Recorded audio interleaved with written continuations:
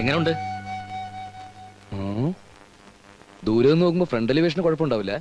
എന്നാലും നമ്മൾ ഉദ്ദേശിക്കുന്ന നേരത്തിൽ ലുക്ക് കിട്ടും എന്നുള്ള സംശയം. ദൈവമേ, ഇതൊക്കെ പരസ്യമായിട്ടും കാണിച്ചു തുടങ്ങി. இல்லக்கா, இந்த மாலை பாக்குறதுக்கு ரொம்ப அழகா இருக்கு. நான் கொஞ்சம் தொட்டு பார்க்கட்டுமாக்கா? എനിക്ക് ജപം തുടങ്ങാൻ സമയമായി. നല്ല ബോഡി ഷേപ്പ്. അല്ല, ഈ എക്സസൈസ് ചെയ്യുന്നുണ്ട്.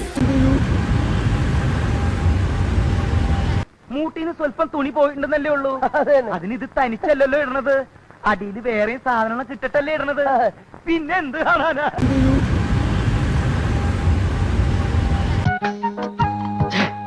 നീ ഇങ്ങനെ സങ്കല്പിച്ച് ഓരോന്നും വിളക്ക പിടിച്ച് സുഖിച്ചിരുന്നോടാ.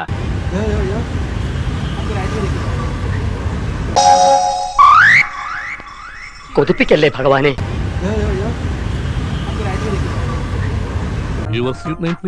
ഭവാനി. ഭവാനി, ഒന്ന് മനസ്സ് വെച്ചാൽ ഈ കലവറ നമുക്കൊരു മണിയറയാക്കാം. പണத்துக்கு டைட் வரும்போது பிளவுஸ் லூசா தாகணும். அல்லாம டைட்டா ஆகக்கூடாது. കണ്ട ഏപ്പറത്തിൽ അസിസ്റ്റന്റ് ആയിട്ട് നടന്നവനെയൊക്കെ പിടിച്ച് ക്യാമറാമാൻ ആക്കിയ ഇതല്ല, ഇതിനപ്പുറം സംഭവിക്കും.